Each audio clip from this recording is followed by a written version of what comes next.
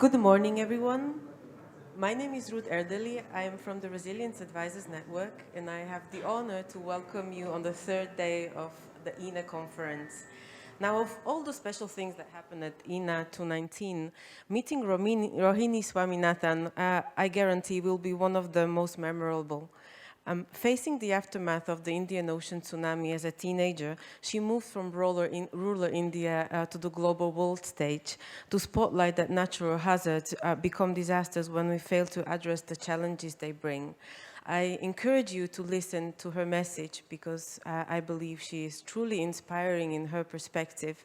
She works for the United Nations and has become what I believe the world's most prominent humanitarians in the satellite segment. So please welcome Rohini. Please tweet about the important messages she gives. Her Twitter handle is RohiniSS. So if you want to support spreading what she has to say, use that opportunity, and please welcome Rohini.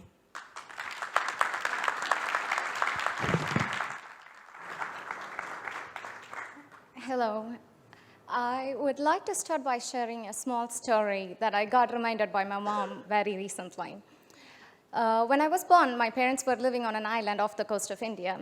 It was the closest point for refugees coming in from Sri Lanka. If many of you remember the civil war, it was the peak of the crisis. Cyclones were and still are just part of life. And even when we moved inland, cyclones, we were never far away from them. At this point, I must have been 5 or 6 years old, and I remember we were living in a small tent next to a big lake where my dad was working at the time. One night when I was going to bed, it was just starting to rain, and gradually, eventually, the wind picked up speed, the rain started pouring down, and the tent started moving back and forth, and before we knew it, the wind took the tent, and we were standing in a massive rain, pouring down on us with our feet underneath the water, and it's increasing really fast. I remember my parents, super panicked, took me and my sister, ran towards a truck, and left us stay underneath the truck, and they went back to look for our belongings. Now, the brave person I was, I cried and screamed and yelled and kicked, and I was so sure we were all going to die. And there was my really brave sister who was calming me down, saying, okay, it's fine, you know, everything will be fine. I must have cried myself to sleep that night. When I woke up, everything was calm. There was nothing there, just debris, and no one was talking to each other. Everybody was scrambling, trying to find the bits and pieces together. Now, I had forgotten all about this event. I grew up, and fast forward 20 years later, I was home last year.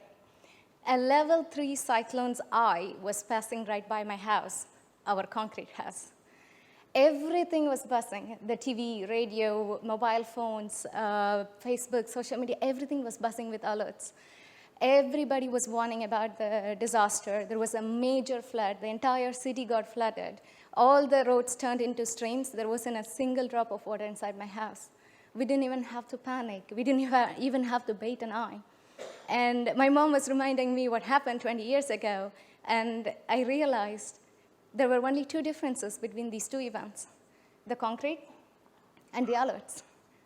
Now, lack of preparedness, in my opinion, has costed the world tens and thousands of lives, and millions, if not billions of dollars so far. But in rural India, we didn't realize the importance of preparedness until the 2004 Indian Ocean tsunami. And that was the most expensive lesson in our history. We lost over 10,000 lives to the waves, and more than 700,000 people were homeless in 2 hours. But when you look at this tsunami, it took 2 hours for the waves to reach from Indonesia to the eastern coast of India. 2 whole hours. At that time, we had no way to warn the people. We didn't have any phones. We didn't have any loudspeakers on the coast. We didn't have any early warning. We didn't even know the word tsunami existed. We didn't even know what it meant. After the disaster, it was part of my dad's job to go through the fishing villages to work in the relief efforts, and I would go with him. And the stories I heard was harrowing. They had to dig mass burial sites to bury people, And one of the stories that struck me was when the first wave hit, the news about these waves spread so fast that people came to the coast to watch this mysterious phenomena. And the second wave actually took more lives with it. And it's ignorance that killed the people more than the hazard itself. And every single person around me was talking about how the gods were angry, how the sea goddesses was angry, and it was nature's wrath, and there was absolutely nothing we could have done to stop this. At that time, I was 15 and an extremely angry teenager that I was. And that explanation wasn't just good enough. So I decided, okay, I will study and see what I could do about this. And today, it is part of my job to identify the high-risk areas for natural hazards and conflicts and use the best technology that we have to prepare and respond in the most efficient way we could. So I want to take some time to show you a few examples of what technology can do, but also highlight major challenges that we still have. So as we all know, disasters have been skyrocketing. In the last 3 decades, it has increased exponentially. In the recent floods, this was last month in Cyclone Idai, a level 4 cyclone that hit Mozambique, Malawi, and Zimbabwe, it left the countries paralyzed. From the ground, it was almost impossible to say how big this disaster was. This is an aerial picture from an aircraft, and you still can't see how bad, what is the extent of the disaster. And we turned to satellite data. It was hundreds and thousands of hectares of land. This is after 7 days of the initial landfall. And even after 14 days, this is week 2, still most roads were completely flooded. There was no way to get the people. We don't know how many people were there, and we don't know where they are. We don't know how to get there. And week 3, week 4, every single day we monitored where the water level was sitting in Rome. And we would map every day which roads could be traveled through and how we can get there. And at WFP, we have to get there no matter by what way. But first, we need to know where, how much food, how much water, and where to land, how to get to the people. And in all these big questions, immediately after the disaster, in 24 hours, the best technology we have comes to our aid. Not just in natural hazards, even in conflicts. During the peak of Syrian refugee crisis, over 100,000 people move in the middle of a desert. This is Al-Zarari refugee camp in Jordan. It grew from nothing to a massive, massive settlement, 100,000 people in a few months. And we would count every single camp there to find out how many people are living, how much infrastructure do we need, how much water, how much food, where to settle people, where else to move them. And cultural heritage sites. This is Temple of Bel in Palmyra. And during conflict, it was completely gone. Although there was news about the temple being gone, there was no information, no proof for it. Things like this are evidence-based information that are crucial for decision makers. And sometimes we have to get extremely creative to provide this information to people who make decisions. And this reminds me, a couple of years ago, once I walked into the office, and the first thing they told me, Rohini, we want you to find all the cows in 3 provinces in South Sudan. I was like, find what? Cows. You see, in South Sudan, during the peak of conflict, when people are forced to move, leave everything behind, they will never leave their cows behind. By finding these cows, we were able to actually find where the people were because we had no idea. There was no information on the people, but we knew tens and thousands of people were struck. And because they were hiding from the danger coming towards them, and they were also hiding from the humanitarians trying to reach them. And we painfully went through hundreds of images to find the cows. And now with the introduction like AI and machine learning, it's even becoming faster. We can do it much quicker and alert the first responders where to focus. So when you look at it, disasters happen everywhere. There is no place on earth where you can point and say, there is no risk there, it's completely safe. But if you live in a country which is extremely prepared to respond, you might not feel the impact of disasters the same way someone does in a country with no preparedness.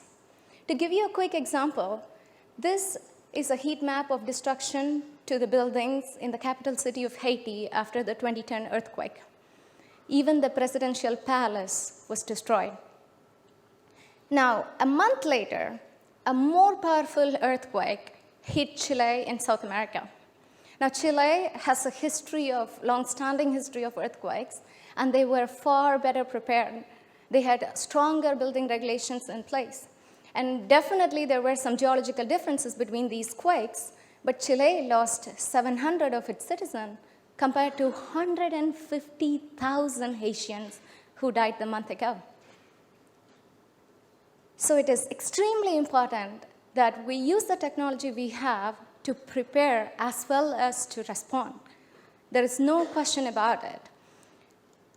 Natural hazards do not become disasters unless or until people are affected by it.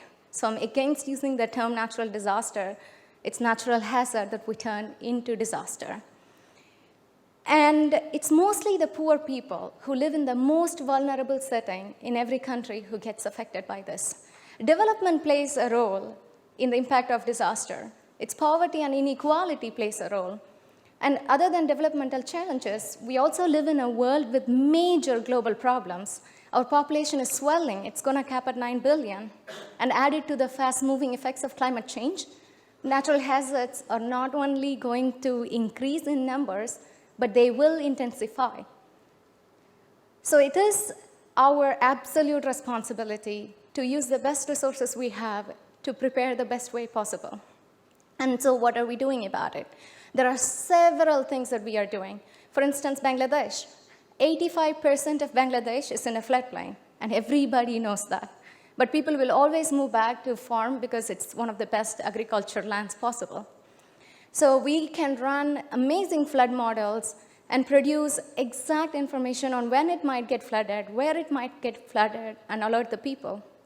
At WFP, we also combine several factors, like we take food insecurity in the last 10 years, combine it with flood hazard of last 100 years, add drought to it, and identify, pinpocket the focus areas in a country where we need to do more social safety net programs, where we need to strengthen the preparedness activities.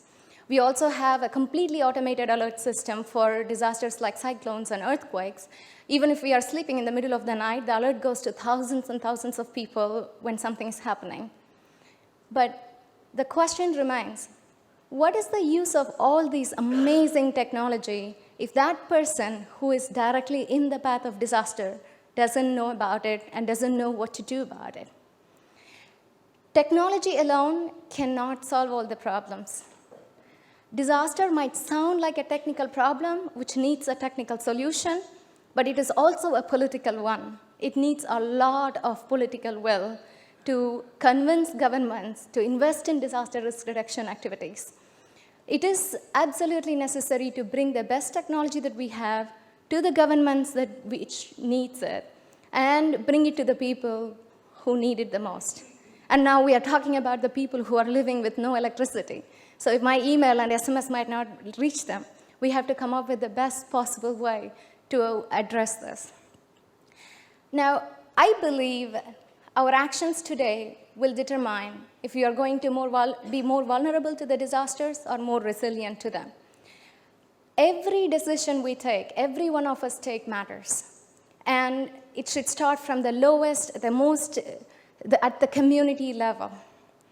And I believe there should be no child who has to fear for life because there is a storm coming. There should be no parent left worrying how to protect the child because they didn't know a storm was coming or they didn't know what to do when the storm was coming.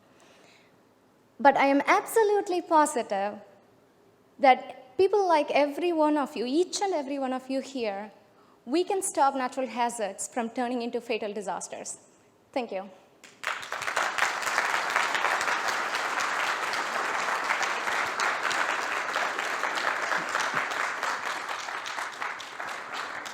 Now, Rohini, thank you very much for raising the big questions and spotlighting the major challenges, but framed in your very unique personal experience.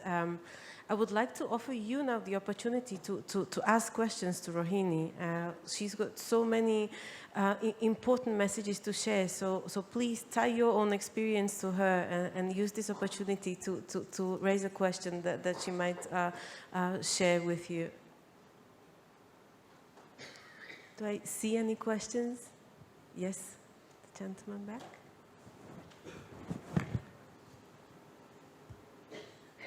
Test. Good morning. Thank you. I was really wondering why we needed 3 days to get informed in Europe about this disaster in Africa. Do you know why?